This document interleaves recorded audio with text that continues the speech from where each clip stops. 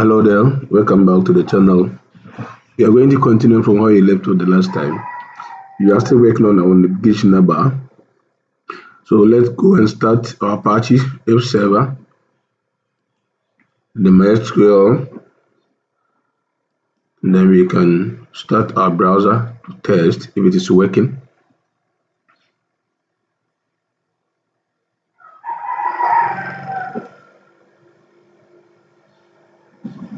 Alright, then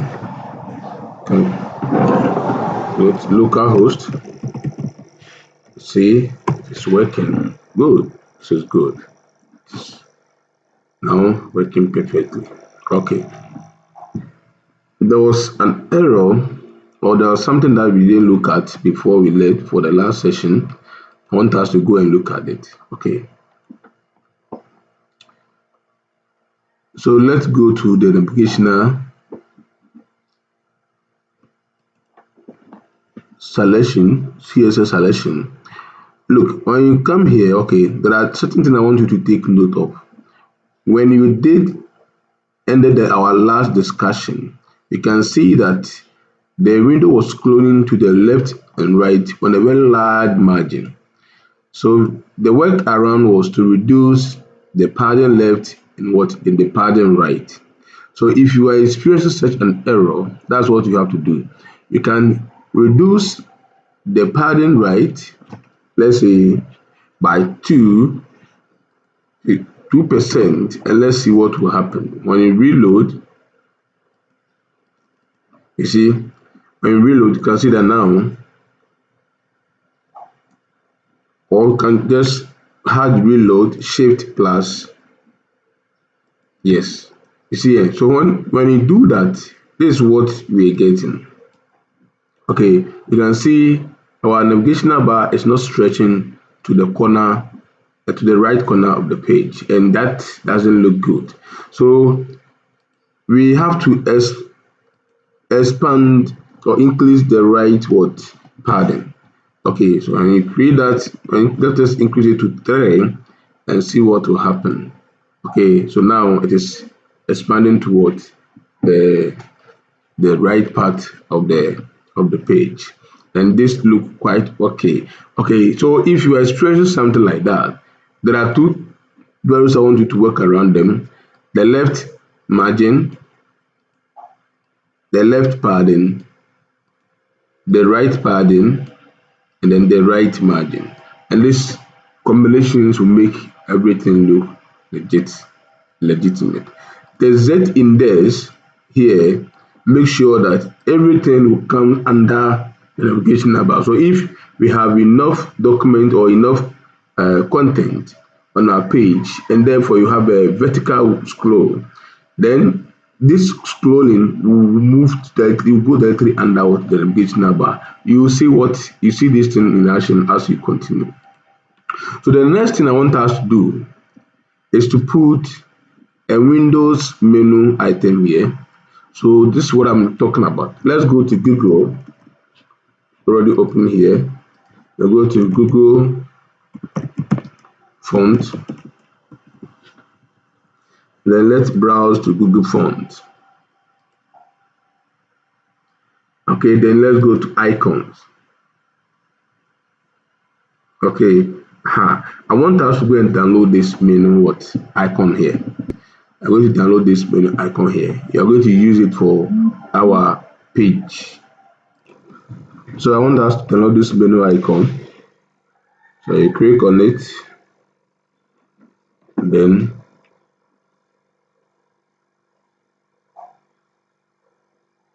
you're going to save. You click on it, then click on this one to download the PNG version. Alright, so let's go to the folder.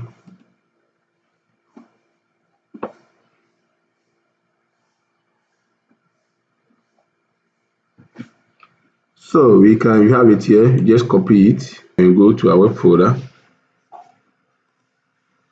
We go to XAMPP, htdocs, then go to dating app, and go to image files. Then we can put this here, or better still, we can create a new folder. We can create a new folder. Oh yes, there's the icon folder is here, so let's put it in the icon folder. Okay, so now we have our menu item here. So you can go back to, then go to nav dot, and then we can put one, or you can just put it outside locational element. You can use image, so I'll see icons. Let's see the name of the image, menu underscore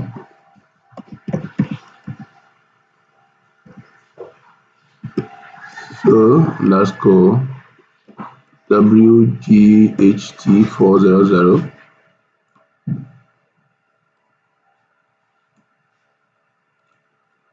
Or you can just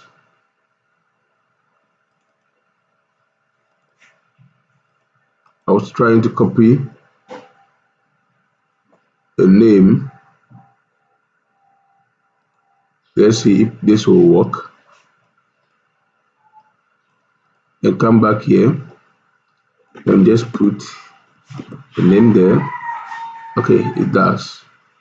So let's move the first icons, and then we can close that, and then close the tab. So let's go back to our page, then see if it will show. That it is showing at this corner here. Okay, it's showing at this corner here. And then it has also affected our link or bottom element over here. So you have to work on them. So what you are going to do is that you're going to define a new class. Then let's say menu underscore icon. Okay, then we come back to our CSS file, and then let's define it, or you can say menu underscore icon. It's a class, so you have to bring a dot, menu underscore what, icon, and then open and close. Then we can see that the display should be inline block, and then you can see that the position should be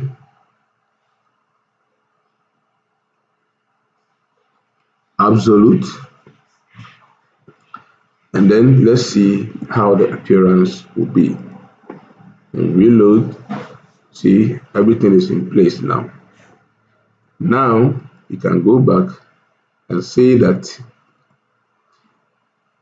the top, once you define position, you can define the top left bottom of the item. Unless the top should be, let's try 3 pixels and see what will happen. So the left should be, let's say 1%, and let's see the results. We go back, reload, and see this is quite in a very nice place.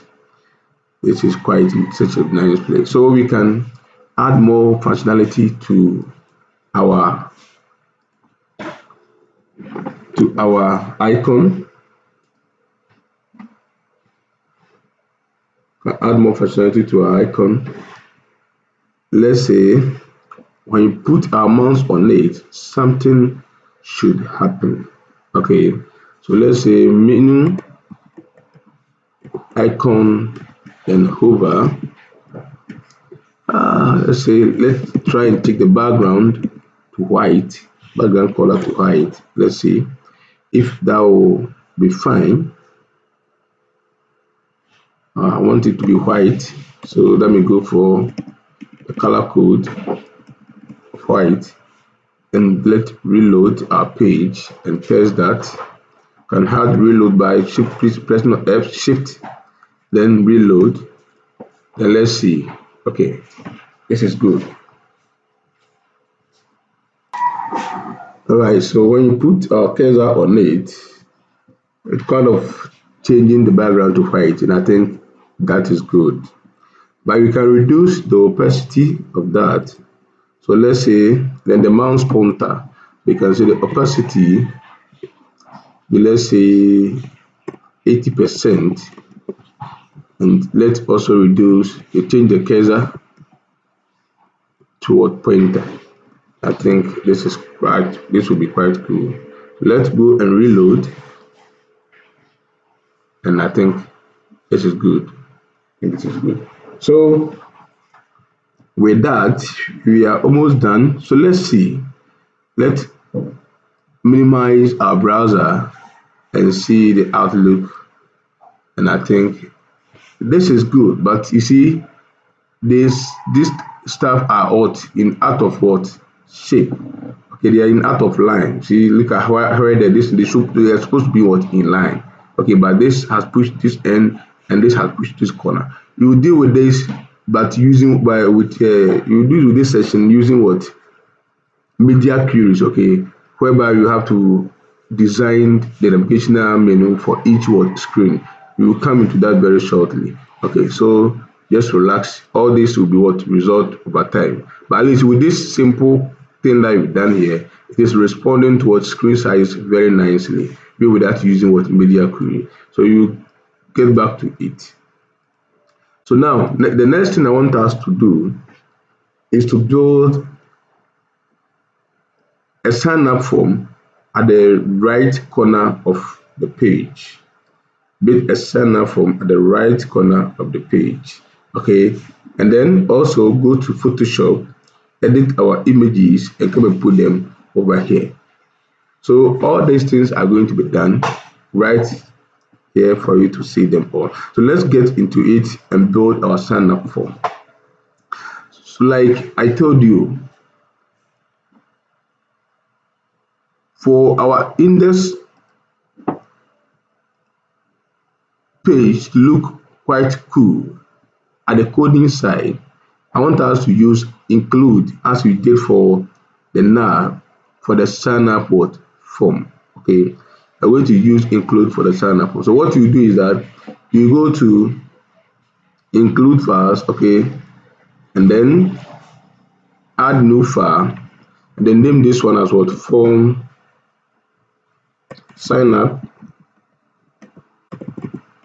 Sign up dot what include dot what php. And once we have sign up dot include dot php, then we are going to define an HTML element called form. Then we close the bracket for what form. And with this form, we are going to do a lot. Then form have an attribute called method. And then for the method that you'll be using our form, we are going to use what you call post. Okay. And then we are going to accept multi-element because we're using images in this form. Alright, so you have our form method that you want to use to send this form is called what? Post. Then the action is going to be on this same page here. So you leave that to do what? No. But if you want to send this form to maybe something like a different page, you could say login dot what php over here. But all the action of this form will be processed right here on the index page. So you leave the action to what? No. To be no. And then the end type. Okay. The end type, the encoding type should be what? Should be called what? multi-part transform dashboard data. Okay, when enter, when you go to Google or Mozilla, developer.mozilla.com, then enter form. Most of these actions will be available to you so that you can read much or more on them. At this moment or at this time or at this period, what you need is what I'm going to put over here for us, and to make our sign up form to work successfully, and any other project that you use them on, they also work successfully. And then you can go on submit,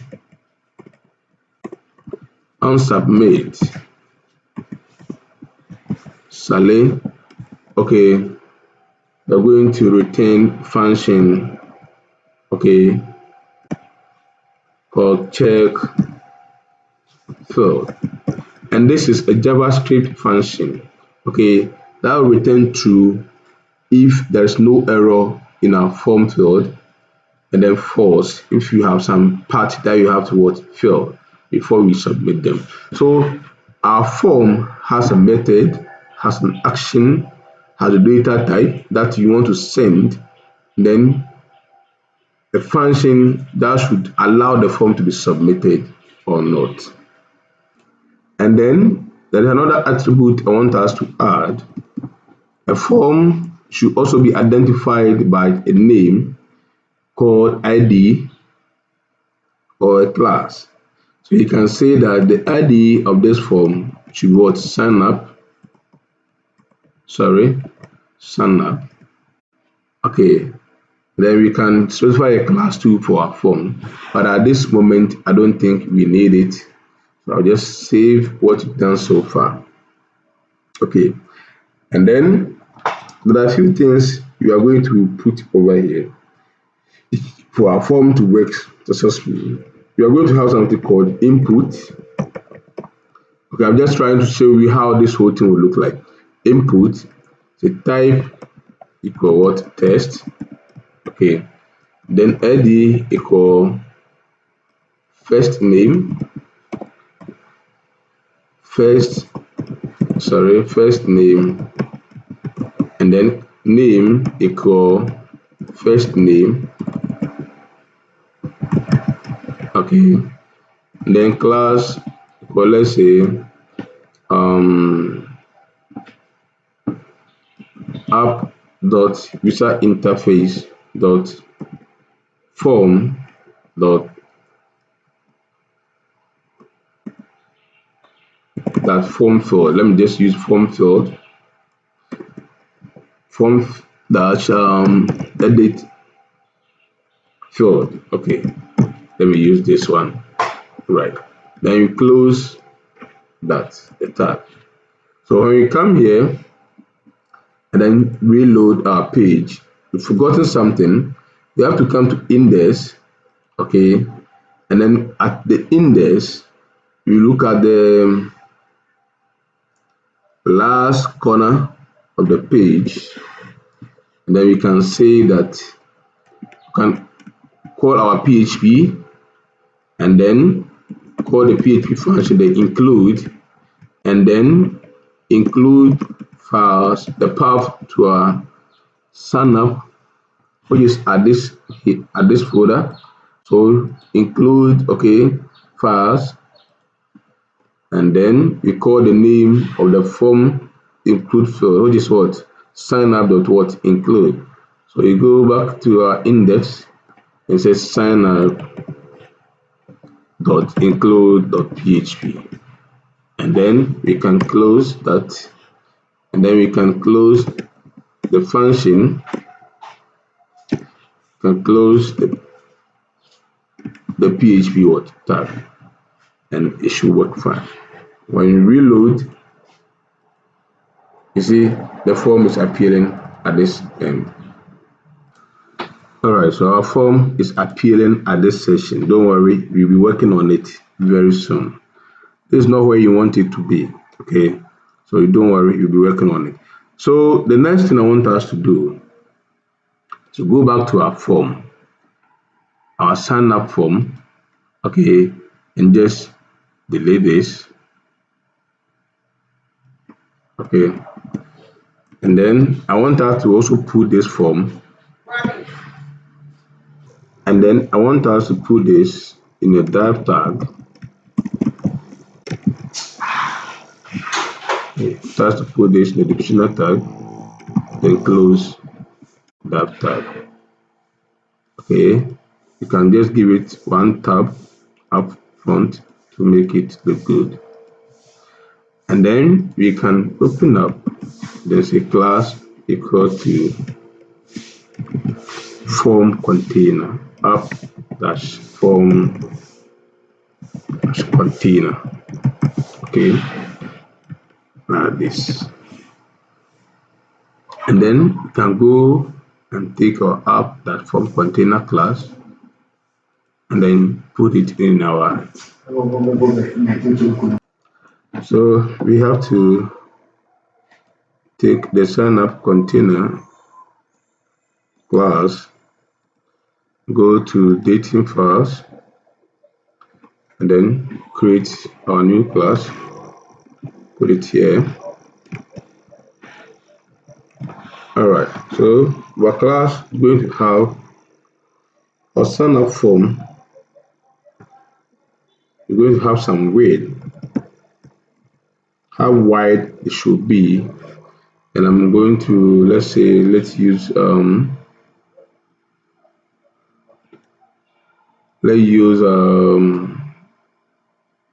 let's say 400 pixels. Okay, then the height should be auto, and then have padding dash bottom should be something like, let's say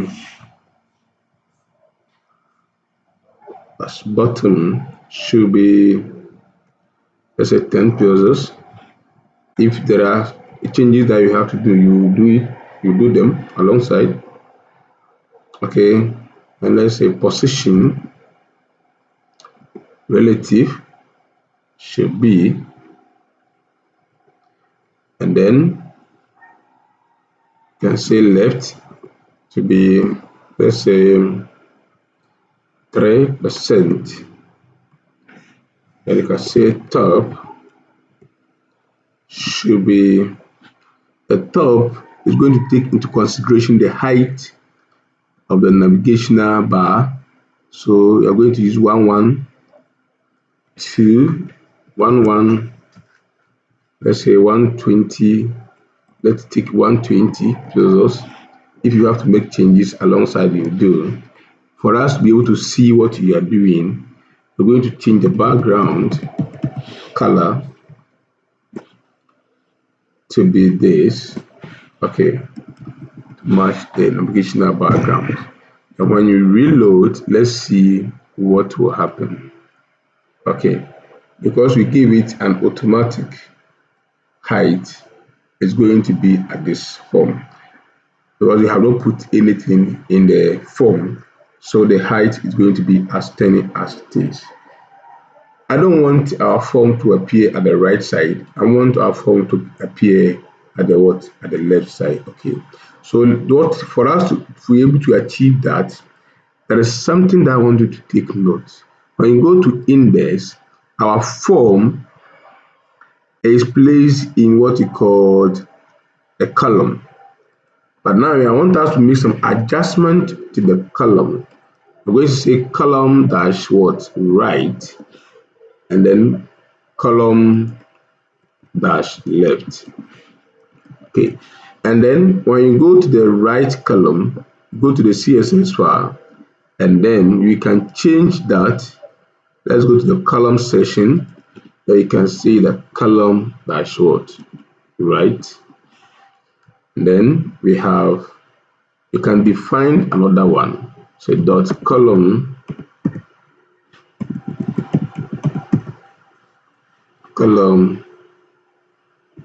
dash left. Okay, and once you have that in place, then we can say that this column should have a position, a display. Okay, and this is going to give us what?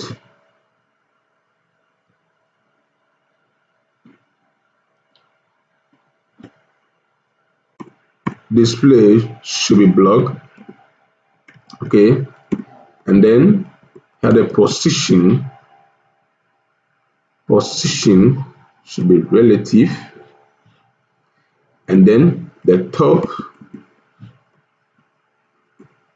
we're going to take into consideration of the height of the nav bar, so 112 or 115 pixels. Okay, and then left or right should be, let's say, 5 pixels. Okay, then when you do that, let's reload our page and see how this will look like. So hard reload. All right, it is still not producing the desired results that we want. So what we can do is to add weight. Let's say the weight should be let's say 400, or let's say 450 pixels. Then let's say the height should be 100%, and let's reload again and see what it will look like. This is what is giving us again. So now we can just look at the background color. Let's change the background color to, let's say, blue, and see how the whole thing looks like. So when you reload again, this is what we are getting, and that's not what you want. Okay, it's not what you want. So let's see, where are we getting it wrong? Position relative, right 5 pixels. Width, let's assume, let's take the height, let's say 800 pixels, or 800 pixels, and see what you get. Don't worry, I want you to understand that programming is of this form. Okay, you don't always get everything right. Sometimes you have to do try and error until you get the problem faced. So this is to let you know that it is involved with that. So then I don't like how the top is pushing down. So let's say the top should be, let's say, 10 pixels, and see what you have. All right, because the relative position we take into consideration the height of the navigational element, navigational bar. So let's use 10 pixels, and see what the appearance will be. All right, I think this will do. But the thing is that we don't want our right column bar to be at this end. You want it to be at the right position. That's what we are interested in. So let's go to this end and see, and call for the right. Let's use 0 pixels and see what it will look like. And normal circumstance, supposed to push that to the corner, and it's not doing that. Can you use float? There's another element called float, and see if it will work. Float.